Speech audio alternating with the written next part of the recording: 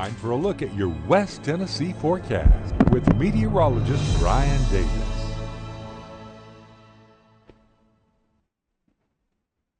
Welcome in, everyone. On this Tuesday night, we're looking at a very blustery, very windy night ahead. In fact, a wind advisory is in effect for the western half of our viewing area. That's going to be for winds 25 miles per hour up to 40 miles per hour. This wind advisory will be in effect until 6 a.m. in the morning. So expect a very windy night as we go through. And we've been talking about how the winds would kind of stay with us throughout the overnight.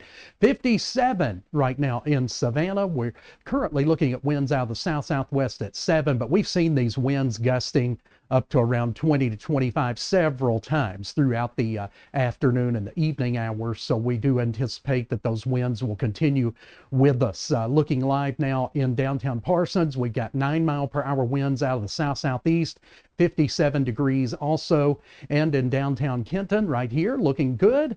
But it is, again, windy out there now at 14-mile-per-hour winds, 57 degrees, and we'll take a look at Paris right now where we're at 55 degrees, and the winds are gusting up there about 14 right out of the due south.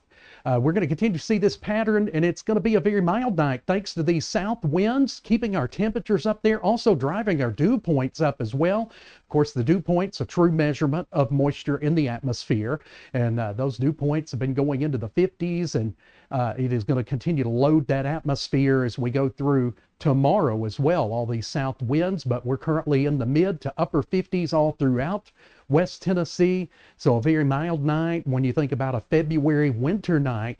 Very brisk out there too. We got a pressure gradient kind of tightening up. We got a low pressure area just to the north of us. All that wind rushes in from the south to kind of fill that vacuum in the atmosphere. So no wonder we've got 28-mile-per-hour wind gusts going on right now in Ripley to 24 and into the Trenton area. You can see Henderson quite windy, but anywhere throughout West Tennessee, you step out the door, if you have to go out to the late shift tonight, it's going to catch you with that gusty wind out there. Now, despite the windiness, it's out of the south, so it's keeping things very mild, and it's continuing to really load our atmosphere up with moisture. So that's why we've been getting even some occasional drizzle at times, and we had a couple of nights of fog. So that pattern will continue. Not so much the fog, but the rain chances will start to go up over the next couple of days. Radar, though, not showing any precipitation nearby, but we're starting to see it get a little more active out here to the west and northwest. You can see how fast some of that movement is in the atmosphere, these little showers. Also, all of these blue areas here, that is wind reports of gusty winds. Some of those can be damaging, but notice it's a very windy system. So lots of reports going on back to the west of us, and that area is continuing to come our direction too, which is going to continue to have these winds going up at times. Here's a look at what we can expect. We've got this frontal boundary. We've got these series of low pressure areas that are going to be riding along that frontal boundary to the north and west, and that is going to really gear us up for the risk of at least some pop-up to isolated scattered storms on Thursday. So we're still in that severe weather outlook.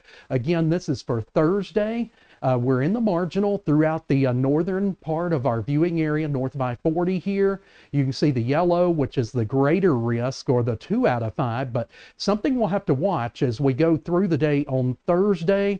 The National Weather Service is kind of leaning it more towards the afternoon hours. I'm going to show you some of the model runs here in just a moment that show that we could even get an isolated storm break out here even in Thursday morning's time.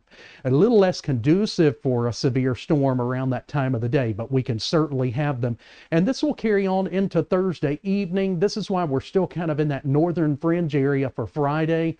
I think once we get through the early Friday morning hours, we're going to be out of this, but it's just going to be about a 12-hour period where we could see an isolated pop-up storm. Again, not everybody will get the storms.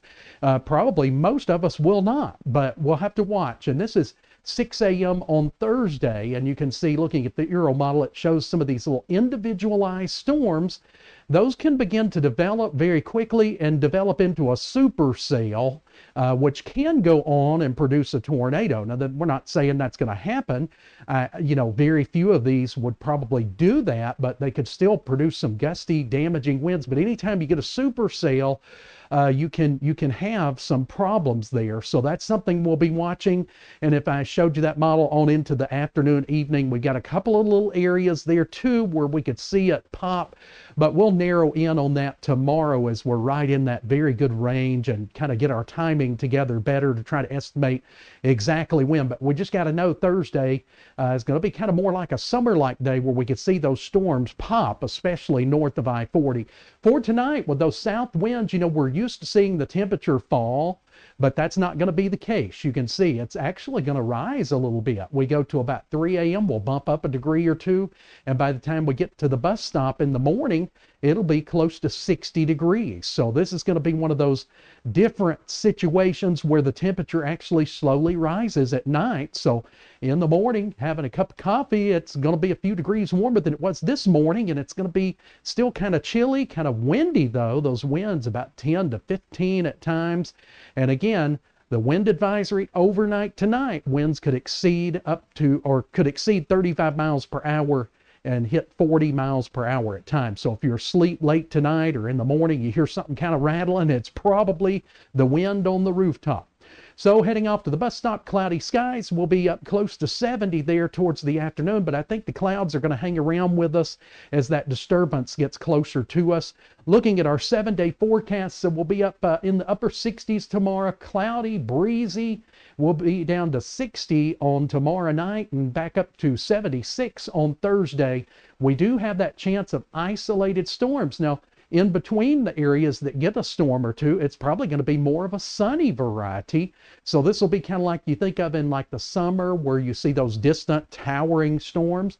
We could see those and they'll be on the move too. So again, chances are only about 30% right now, but where those develop, they could be strong or severe. So we're just letting you know that we'll be here live as needed through Thursday, tracking any of these storms.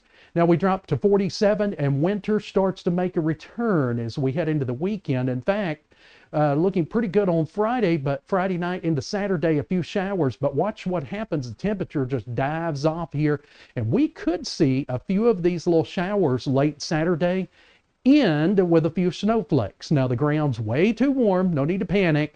This is going to be no accumulation. Unlike that last event, this will be just quickly out of here, but it'll just let us know that, hey, we're back to winter, and then you'll be back below freezing at night there for next week, and some sunshine. That'll be a good thing, but it'll be quite cold.